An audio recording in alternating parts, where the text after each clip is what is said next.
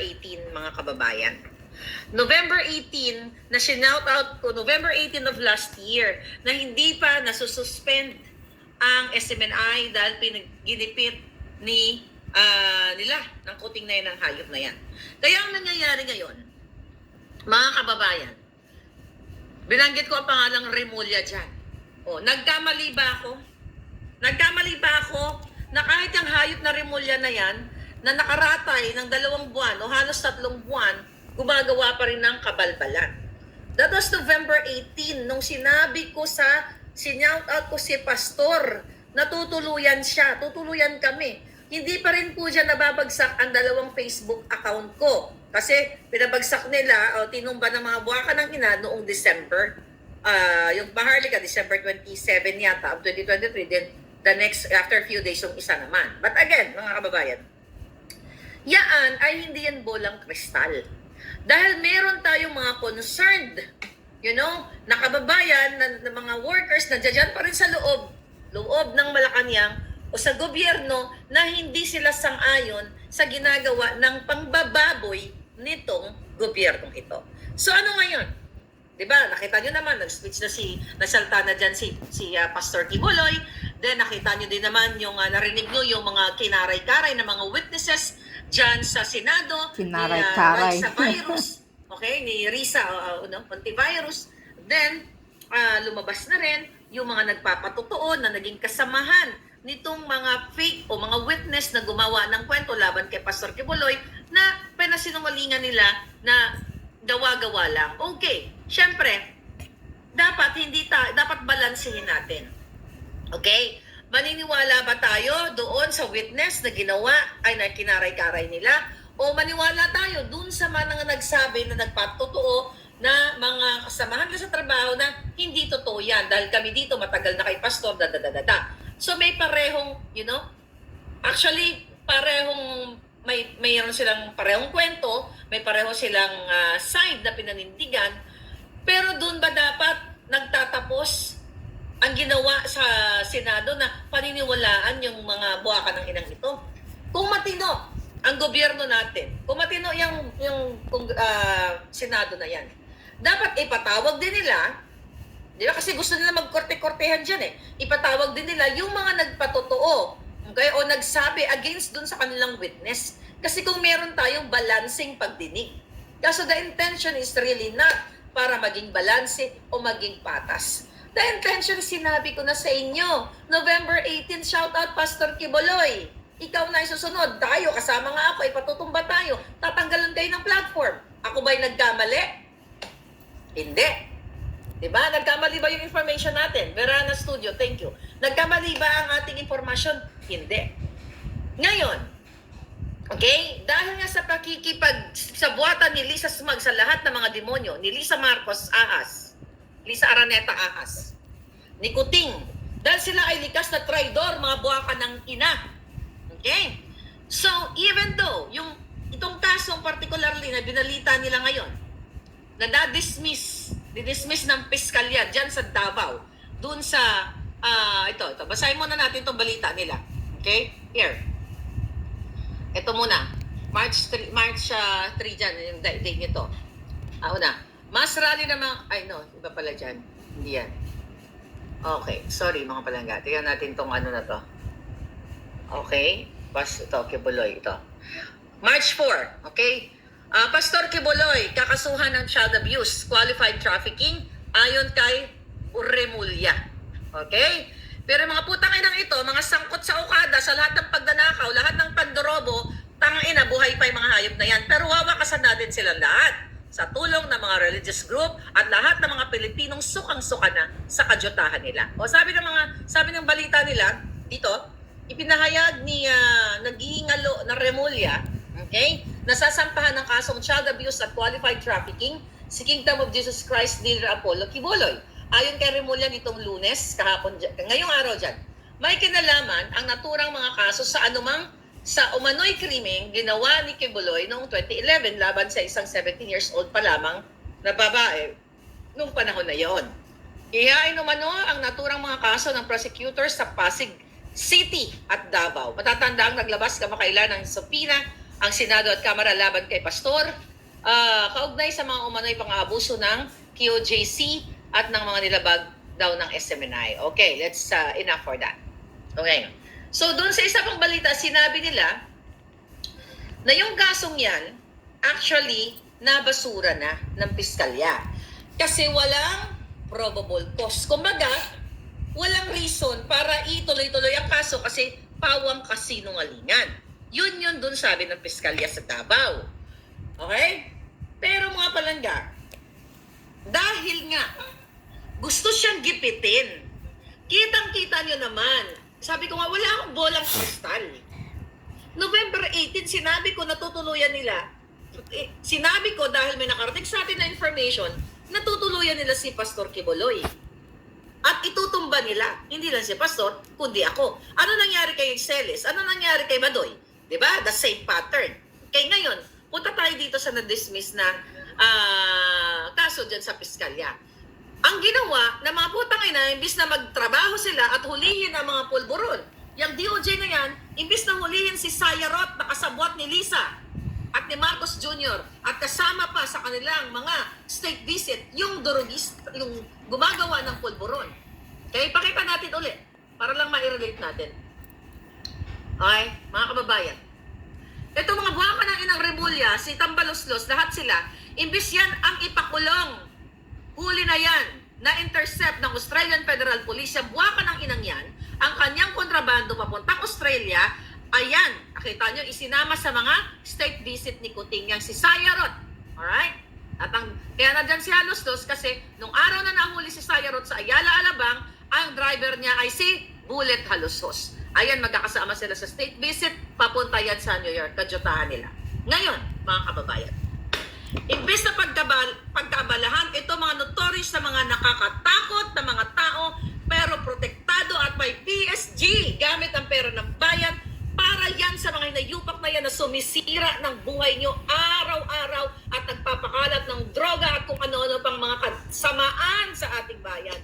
Pero ang ginawa ni Remulla ay pinapunta, kinausap itong biktima daw para tuluyan siya ng DOJ para nga kakasuhan si Pastor Quiboloy. Ang sabi nga doon sa balita sa UNTV na babaliktarin ang desisyon ng piskalya.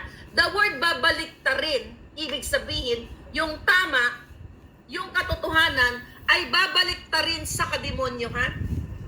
Sabi ko nga mga kababayan, si Pastor Quiboloy, kung talagang siya ay may pagkakamali, kung siya talagang may kasalanan sa lahat ng mga yan, bakit kailangan dukutin o kuwain ang putang inang Remulla kasi buwat si Lisa, kasabwat si Marcos Jr. Dahil nagsalita na si Marcos Jr. yan, di ba? Nung unang pumunta siya sa Australia, nandiyan doon sila ngayon, di ba?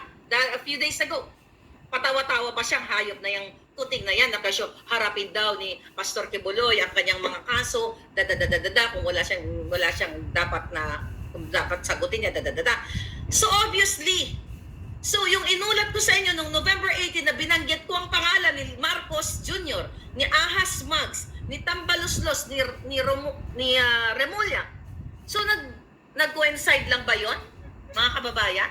So ibig sabihin, totoo to ang mga nakarating sa ating impormasyon. Bakit nila kukunin sa piskalya ng Davao at dadalhin sa Maynila para what?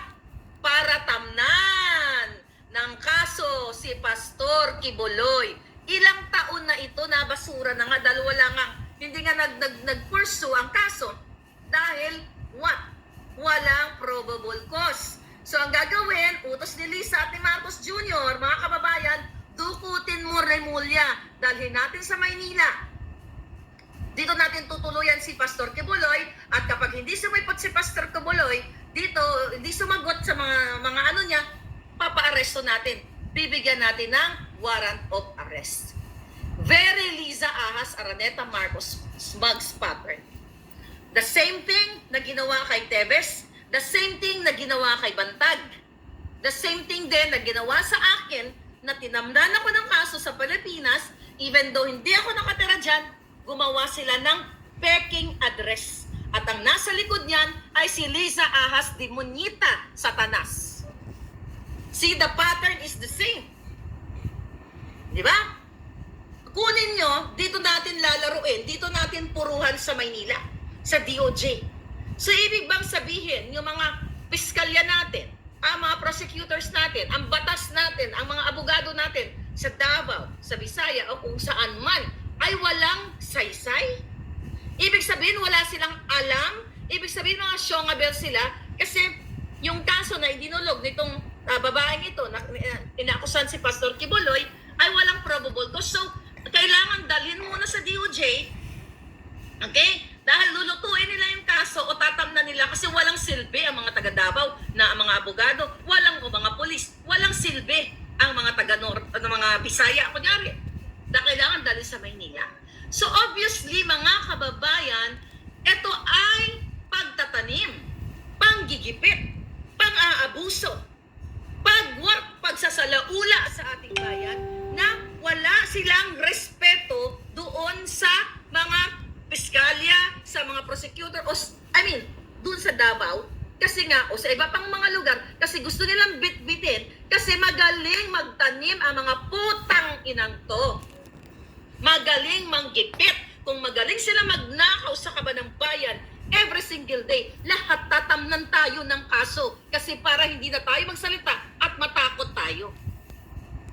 Dahil ito po ang gagawin nila, dahil kung ikaw ay ordinaryong citizen, wala kang pera, wala kang pangkain, ni bigas wala kang pambili, pag tinamnan ka ni Lisa ng kaso, kakabahan ka nga naman dahil wala kang abogado, ni pangkain na wala ka. So ito yung intention nila. At ito din ang ginagawa ng mga demonyong ito sa akin, kahit dito sa Amerika. Pero mga kababayan, lalabanan ko sila lang hanggang huling patak ng dugo ko. Putang ina niyong lahat, Lisa Marcos. Huwag ka nang ina ninyo.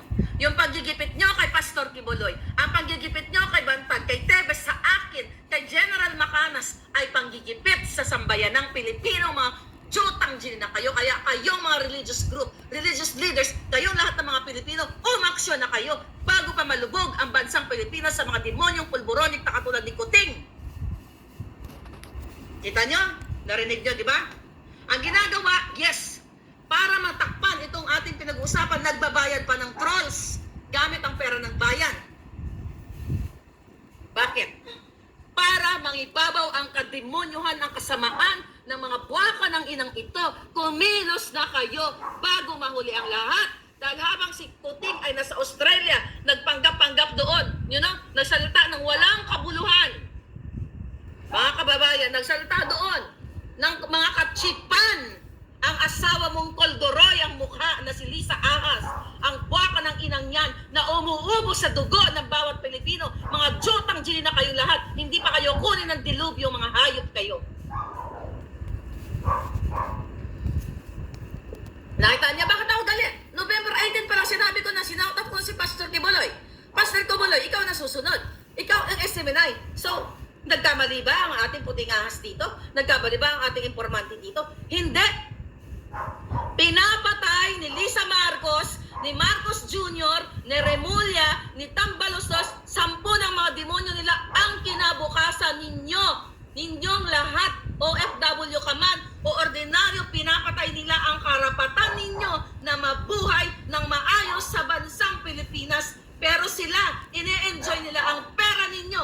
Binitbet ang entourage nila sa Australia. Anong ginawa ng mga buwakan ng ina? Binitbet, even yung mga kapukpukan, mga bukangkang lahat, nagbiga-biga ang mga jutang dyan na. Anong palabas nila? Mga kababayan, so, may pledges na naman ang mga butang inang nito. Anong pledges? Pledges ng Australia? Between pledges, let's talk about pledges later. Tutok natin kay Pastor Kibuloy. Ngayon, nakita ninyo ang power ng mga, not only the religious group, ang mga sumusuporta kay Kibuloy, nandun sila Harry, mga sumusuporta sa katotohanan. Panahon na para wakasan ang mga buwaka ng ina. Kayong mga military, men and women in uniform, sa likod ni Lisa, na nakikita niyong binababoy ang Pilipinas, pero nakatingala pa rin kayo? Ano kayo? Wala kayong pagmamahal. Hanggang pulit patak ng dugo ko dito, susumpa ko kayo hanggat hindi kayo nagsasalita. nakikita nyo naman ang adictus benedictus na si Marcos Jr. ng adictus nga. Ano? Pababayaan nyo na lang? Pinababoy na, ninanakaw na nila lahat, pati kinabukasan, karapatan ng taong bayan. Eh yung pala si Pastor Quiboloy, kung hindi pala politika yan nakabinbin na yung kaso-kaso na yan, nakabasura na sa Davao. Kung talagang gusto nyo, para kayo sa katotohanan na sinasabi ninyo na protektahan ng mga kabataang naaapi, ay buha ka ng ina, bakit ngayon lang? Dapat, kuting! Ikaw, buha ka ng ina kang demonyo, kang adictus benedictus ka. Kung ang tingin mo pala kay Pastor Quiboloy ay hindi mabuting tao, masama, ang hayop ka, bakit ginamit mo siya during the debate ng mga makabelang scripted mong hayupak ka? Di ba, mga palangga?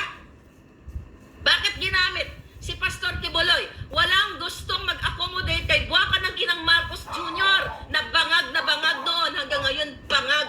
Walang gustong mainstream media. Kung ang tingin nyo pala kay Pastor Quiboloy ay isang ganito, ganyan, may sungay, bakit kayo pumasok sa kingdom ng may sungay? At ginamit nyo yung tao para sa pansarili ninyo, pambubudol. Wala pa kayong bayad doon. Dahil pinakiusap ni Sarah, di ba alam niyo yan, pinakiusap ni Inday Sara, na accommodate kang putang ina kang Marcos Jr. ka. Hayop ka. Ngayon, nagsalita sila doon sa Australia, mga palangga. Mga kasinungalingan na naman. Demonyo ka, Marcos Jr. Wawakasan ka ng taong bayan. Believe me, hindi mo matatapos ang termino mo. Anong plano ni Pastor Quiboloy? Anong plano? Sa nakikita ko, ang plano ni Pastor Quiboloy ay ilabas ang katotohanan sa pamamagitan ng mga taong nagsasalita, mga taong supporters, hindi lang supporters na, supporters ng pangkalahatan. Mga kababayan, sa dami po na mga reklamo sa akin o mga expose ng mga iba't ibang ahensya ng gobyerno, mapagsimula sa DFA, sa Bureau of Customs, sa lahat, hindi ko kayang i-accommodate lahat ng problema, pero I'll try my best na i-share sa inyo lahat. Ang dami-dami na pong nagme-message sa akin ng mga taong gobyerno mismo na sukang-suka na sila dito sa demonyong Marcos Jr. na ito. Yan ang katotohanan, mga kababayan. Sukang-suka na sila. Ngayon, anong sinasabi dito? Bakit nila gustong ilipat si Pastor Quiboloy ilipat yung kanyang kaso sa Maynila kahit na nabasura na sa Davao? Kasi mga palangga, okay? Dahil hindi pa daw nag-i-issue ng extradition ang Amerika. Inip na ang mga putang ina kasi di ba gusto nilang i-turn over si Pastor sa Amerika. Di ba sinagot din niya ni Pastor Quiboloy na nag-iintay siya sa hearing, na-suspend, di ba? Nag-aantay siya at sasagutin niya. Pero hindi pa nagbibigay o hindi pa nagre-request ang Amerika, ang bayan ko dito, na i-extradite si Pastor Quiboloy. Kaya naman, gusto nilang arestuhin na si Pastor Quiboloy sa pamamagitan ng pagtatanim ng kaso ni Ahas, ni Remulla, para hawakan nila sa lieg si Pastor Quiboloy. Di ba, nung una gusto nilang umattend sa Senado si Pastor kasi gusto nilang i-contempt. May naka-ready na silang mga tanong para i-contempt si Pastor Quiboloy, para ipakita sa buong mundo, ipahiya na ikinulong nila si Pastor Quiboloy. Ginamit nila ang kanilang persahang abuso, pang-aabuso na kapangyarihan ng mga puki ng inang yan. Mga balangga. Dahil hindi sumipot si Pastor, ito ngayon ang gagawin nila, tutuluyan, at kapag hindi, it's the same thing, kakasuhan nga ng DOJ, sinabi mismo ng Remulla, pag hindi sumagot si Pastor Quiboloy, hindi magpapakita, warrant of arrest ang susunod. Yan ang ginawa kay Bantag. Di ba? Remember Bantag? Ang sabi ni Remulla, 99.5% sold na, sigurado na. Di ba? Hindi pa nga nalilitis ang tao. Even si Tevez. Hindi pa sila nalilitis. Dahil bakit nagsitago yung mga yan? Bakit umalis yung mga yan? Hindi yun naintindihan? Kasi abusado ang gobyerno ni Marcos. Hindi ba nga nadidinig si Tebes at si Bantag noon, 99.5% na raw ang sigurado nilang panalo na makakalaboso si Bantag at saka si Tebes. Ganyan din ang sinasabi nila sa akin. Yung mga lahat ng mga kasong tinatanim ni Lisa, 99.5% panalo na sila daw. Julul, mga putang ina nyo. Hindi kayo mananalo sa kababuyan at kasamaan ninyo. Ikaw, Lisa, kakarayin kita hanggang sa korte ng Amerika dahil yan ang gusto mo. Pasisikatin kitang buwaka ng ina ka. Hayop ka. Pasisikatin kita, Lisa. Hindi kita titigilan. Ayaw mo akong tigilan, hindi lalo kitang hindi titigilan. Dahil sabi ko nga, mga kababayan, inireport ko na yung buwaka ng inang babaeng yan na siya ang mastermind kapag may pumatay sa akin. Dahil mismo narinig yan ng aking puting ahas na siya ay papapatay ako at nag-volunteer si Robles na pagbabayad sa hitman para sa ulo ko. Ganyan kademonyo ang gobyerno ni Marcos na sinuportahan ko. Pero dahil naging critical ako, ipapapatay ako ng buwaka ng ina ninyo. Kayo sa gobyerno, kayo mga military, pwede rin kayong ipapatay pag wala na kayong silbi sa mga putang inang yan. Yan ang kababuyan ng hayop na yan. Tama, gagawin kay Pastor? Yan ang gagawin nila mga palangga. Anong kahayupan yan? Tapos ngayon, kaya kayo mga nagrarally-rally, paigtingin nyo lalo. Pag nagsama-sama tayong lahat, mananalo tayo. Sa dami ng umattend kanina, sa Luwasang Bonifacio, umattend sa Davao, umattend sa Cebu. Ang pinaka-finale natin, ang nakikita ko dyan, Maynila. Ihilain natin palabas ang mga demonyo, ang mga itong buwaka ng inang to. Yan, ito. Yan. Lalabasin natin itong hayop na to. Itong weak, ito ang punot dulo. Asa na isa? Asawa niya. Okay? Asa na asawa ng buwaka ng inang to? Okay? Asa asawa nitong ahas? Asa na ito. Okay. Okay. Itong buwaka ng inang to. Itong ahas ng asawa, gaganituin natin lahat yan. Okay? Yan. Magpupuluputan siya ng sariling asawa at silang dalawa ang magtetigihan. Okay? Itong hayop na ito. Yan. Simbolo ng kademonyuhan sa Pilipinas. Ayan, sinasakal siya at bandang huli, magsasakalan sila ganyan. At ang taong bayan ang magtatapon sa dakala sa umunoy ng ganyan. Yan ang mangyayari sa kanila. Ganyan. See? Demonyo tomato.